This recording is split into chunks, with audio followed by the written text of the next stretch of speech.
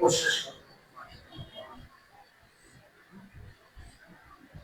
میں اکثر کہا کرتا ہوں کہ یہ جو واقعہ ہے، واقعہ کربلا اور شہادت حضرت امام حسین رضی اللہ تعالیٰ عنہ، میری ذاتی رائے یہ ہے کہ کوئی خطیب، کوئی ادیب اس واقعے کو اور شہادت کے اس عنوان کو بیان کر کے اس کا حق ادا نہیں کر سکتے. تاریخ کے اندر یہ اتنی بڑا واقعہ ہے کیونکہ سیدنا امام حسین رضی اللہ تعالیٰ عنہ کا مقام ہی ایسا ہے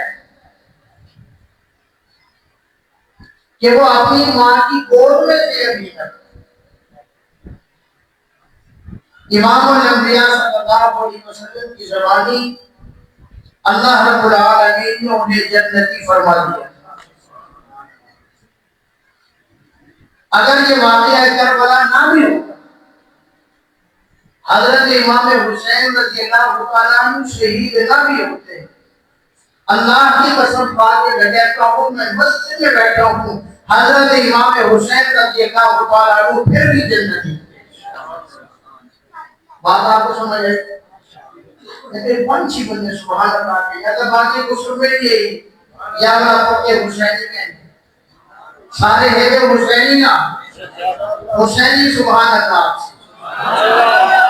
ہدایت آپ نے نام دیا سبحان اللہ آپ کے سمجھائے کو ہے. سمجھ آئی نا؟ گال سمجھ آگے کہتے ہیں اگر سبحان سبحان اللہ چلتی رہتی تو خطیب بھی کبھی بھی چل سی. جدے سن ہوئی خطیب جدے سبحان اللہ کا عوام کی چسکے نہیں تو خطیب بھی آنے چلو آنے خطیب میرے کموں بھی سب بارے پہلے کرتا ہوں. پر سبحان اللہ موٹ ہے گا انشاءاللہ. گال سمجھ آگے تو کیا آپ نے اللہ اکبر میں کر رہا تھا کہ ابھی میرے امام حسین رضی اللہ تعالیٰ عنہ اپنی اماں کی گود میں تھے. اللہ کی قسم رسول اللہ صلی اللہ علیہ وسلم نے فرما دیا تھا کہ میرا حسن بھی میرا حسین بھی جنتی نوجوانوں کے سردار ہے. اللہ اکبر میں بغیر کسی تمہید باندھے میں بغیر کسی اور بات کرنے کے شہادت کے واقعات کو مختصر عرض کرتا جاؤں گا. اگر آپ کی توجہ پوری ہوگی تو آپ انشاءاللہ حضرت امام حسین رضی اللہ تعالیٰ عنہ کا آج شہادت کا واقعہ سمجھ آ جائے گا. آپ پوری توجہ رکھیں. میں آپ سے دو باتیں پوچھتا ہوں، بتاؤ شہادت مصیبت ہے یا اللہ کی نعمت ہے؟ شہادت مصیبت ہے یا نعمت ہے؟ بلند آواز سے شہادت مصیبت ہے یا نعمت ہے؟ شہادت مصیبت نہیں ہے. ہم اس کے اوپر بات ہم نہیں کرتے، ہم اس کے اوپر ہم نہیں بناتے، کیونکہ اگر شہادت کو ہم نے مصیبت سمجھ کر اس کے اوپر بات ہم شروع کر دیا تو آج کا کفار ہمارے اوپر ہنسے گا، آج کا بے غیر مسلم ہمارے اوپر ہنسے گا. وہ کہے گا یہ دیکھو یہ مسلمان ہے، ایک شہید کو لے کر یہ رونے بیٹھ گئے ہیں. اللہ کی قسم اسلام کا یہ جو درخت ہے اس کی تو آبیاری بھی شہداء کے خون سے ہوئی ہے. اور جا کر دیکھو امام الانبیاء صلی اللہ علیہ وسلم کے چچا حضرت امین حمزہ رضی اللہ تعالیٰ عنہ شہید ہوئے، جن کو حضور صلی اللہ علیہ وسلم نے سید الشہداء کا لقب دیا ہے.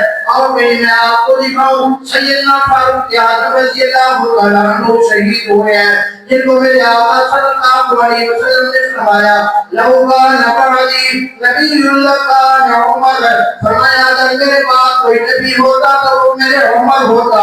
اللہ کو قرآن میں نبی آپ کو دکھاؤ مصلی نبی پر حضرت فاروق اعظم کی شہادت ہے. مدینہ منورہ کے اندر سیدنا امام حسین رضی اللہ تعالیٰ عنہ کی شہادت ہے. ارے میں غزوہ موت کے شہداء آپ کے سامنے پیش کرو، غزوہ بدر کے شہداء پیش کرو، غزوہ حنین کے شہداء پیش کرو، غزوہ تبوک کے شہداء پیش کرو. میں کہتا ہوں پورے کے پورے سال کے اندر شاید ہی کوئی دن ایسا ہو، شاید ہی کوئی دن ایسا بچے جس دن کسی مجاہد نے اسلام کے اوپر اپنی جان کا نذرانہ پیش کیا ہو؟ میں آپ سے پوچھتا ہوں اگر آج امام الانبیاء صلی اللہ علیہ وسلم کی عزت کے لیے، امام الانبیاء صلی اللہ علیہ وسلم کے ناموس کے لیے، امام الانبیاء صلی اللہ علیہ وسلم کی ختم نبوت کے لیے، میرے آقا کے صحابہ کے لیے اگر جان دینی پڑے آپ جان پیش کرو گے؟ بلند آواز سے جو حضور کی عزت پر جان دینا چاہتا ہے بلند آواز سے کہو حضور کی عزت پر جان دیں گے، صحابہ کی ناموس پر جان دیں گے، اہل بیت کی عزت کے لیے جان دیں گے، اسلام کے لیے جان دیں گے۔ ارے آپ تو کہتے ہو اللہ کی قسم امام حسین رضی اللہ تعالیٰ عنہ کا تو بڑا مقام ہے، امام حسین رضی اللہ تعالیٰ عنہ کی تو بڑی شان ہے۔ آج آپ 14ویں صدی کے اندر 15ویں صدی کا مسلمان بھی اسلام کے اوپر، حضور کی عزت کے اوپر، میرے آقا کی ناموس کے اوپر، میرے آقا کے صحابہ کے اوپر، میرے آقا کے اہل بیت کے نام کے اوپر آج کا ان پڑھ مسلمان، دیہات کا مسلمان جس کو دنیا کا کوئی پتہ نہیں ہے وہ بھی جان دینے کے لیے تیار بیٹھا ہے۔ اگر اسلام پر جان دینی پڑے جان دیں گے، جن کی سفید داڑھی ہے اس کے وہ ہاتھ کھڑا کریں، اگر اسلام پر جان دینی پڑے جان دیں گے، حضور کی ختم نبوت کے لیے جان کی ضرورت پڑے جان دیں گے۔ اب صرف نوجوان بولے حضور کی عزت کے لیے جان دینی پڑے جان دیں گے، صحابہ کی ناموس کے لیے جان دینی پڑے جان دیں گے، اہل بیت کے احترام کے لیے عزت کے لیے جان دینی پڑے آپ جان دیں گے۔ اور پوری دنیا کے کفر کو ہم بتانا چاہتے ہیں۔